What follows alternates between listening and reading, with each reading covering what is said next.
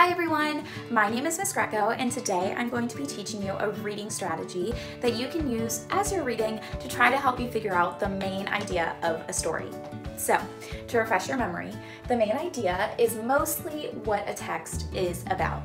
It's what the author wants you to understand as the reader about what they're writing about, all right? So you can do this by trying to look at the details of the story.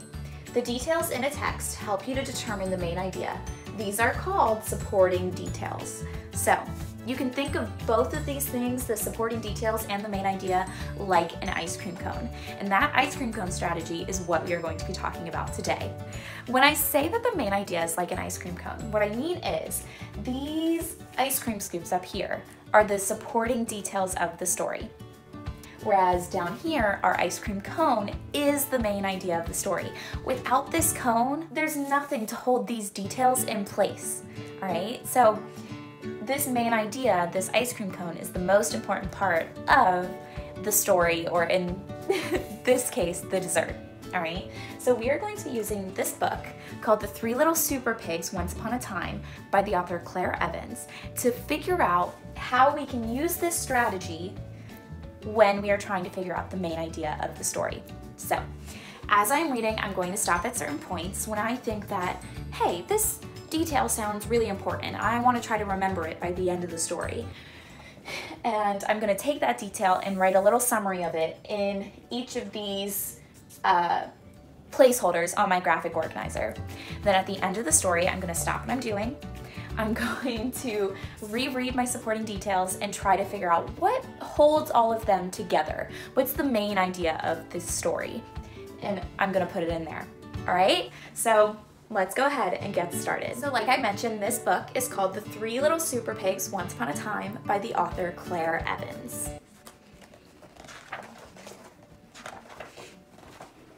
Once upon a time, there were three little pigs. They dreamed of becoming superheroes. In fact, they were so obsessed that their family house became cluttered with all of their superhero collections. I think that that's my first important detail. And the reason I'm going to say that is because I already know a story called The Three Little Pigs that seems very similar to this one. But I don't think this author, Claire Evans, would write the exact same story as someone else, right? She wants to put her own twist on it. So the fact that these pigs are super pigs, or that they want to become superheroes, has to be what makes this story different from the original story. So I'm gonna write The Three Little Pigs dream of becoming superheroes as my first supporting detail, because I think that that is gonna come into play at the end when we're trying to figure out the main idea. All right, let's keep reading.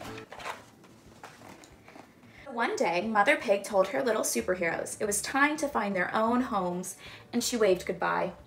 They walked for hours, crossing dangerous rivers and climbing steep cliffs, until finally they arrived at their destination, Fairyland. After an exhausting trip, the pigs decided to set up camp for the night and build their new homes in the morning. When toasting marshmallows in their superhero costumes, the pigs met a new friend, Little Red Riding Hood. She warned them about the big bad wolf who'd been terrorizing Fairyland. The wolf had kidnapped Mary's little lamb and stolen Sheep's clothing. He'd even been disguising himself as different grandmas and stolen their clothing.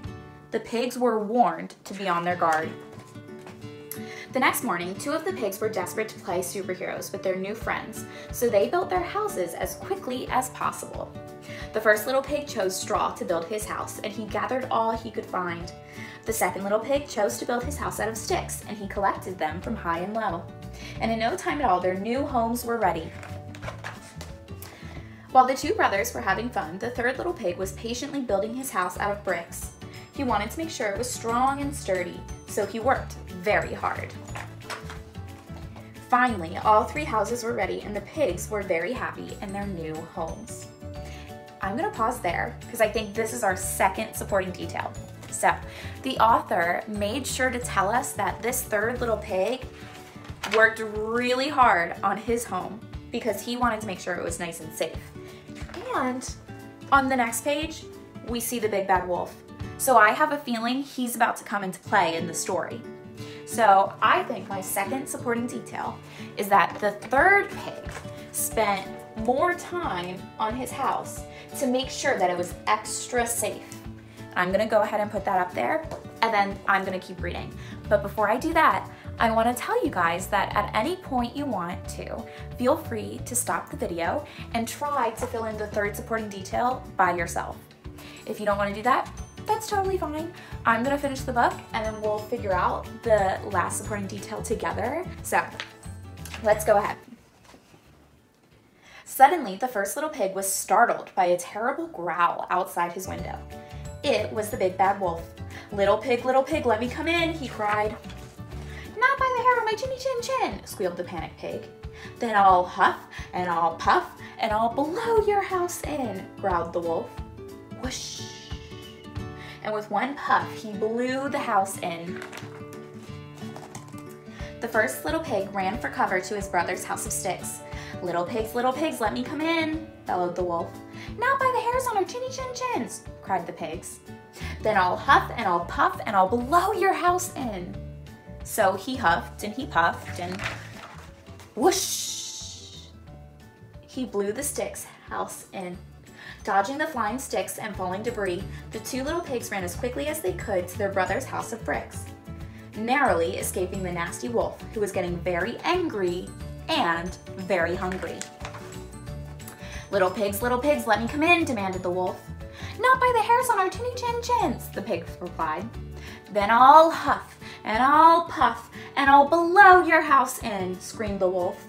So he huffed and he puffed and he huffed and he puffed, but the brick house would not blow in. The wolf was furious. Suddenly, the pigs were startled by a loud clanging noise from outside.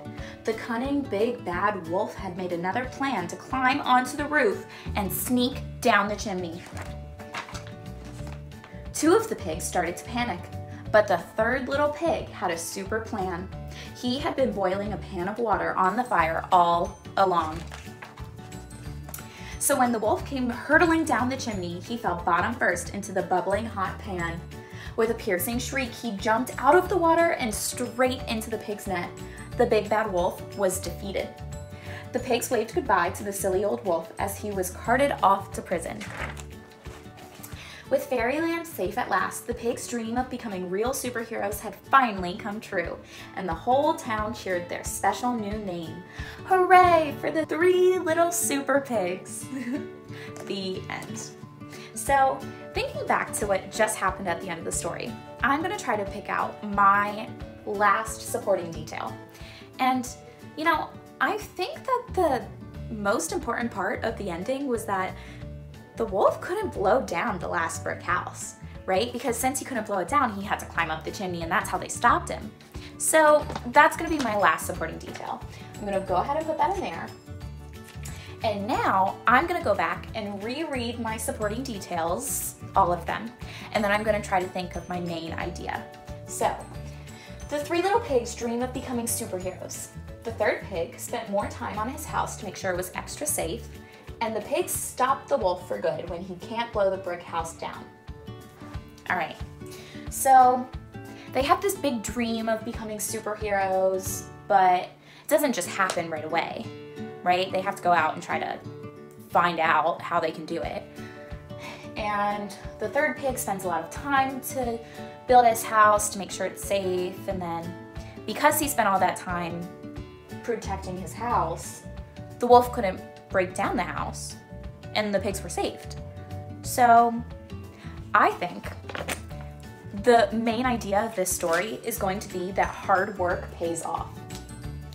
Because the third pig spends more time on his house to make it safe. And then he saves his brothers and the rest of Fairyland because they stopped the wolf in the end. So I think that hard work pays off. And that's it. Did you see how easy that was to fill in all of those supporting details and then figure out the main idea? And I have to say that any main idea that you come up with is totally fine. There's no right or wrong answer. It's really just what you think it is, as long as you have details and facts to back it up. All right, so why don't you guys go ahead, give it a try. You can either print out this graphic organizer that I have in the description of this video, or you could take a minute, draw your own ice cream cone, draw your own graphic organizer that looks similar to mine, and try it out, whether it's with a picture book that you find in your house, or maybe with a newspaper article, or an article you find online. This works with whatever you want to try. So go ahead, give it a try, and then let me know how it goes in the comments below. Bye guys, happy reading!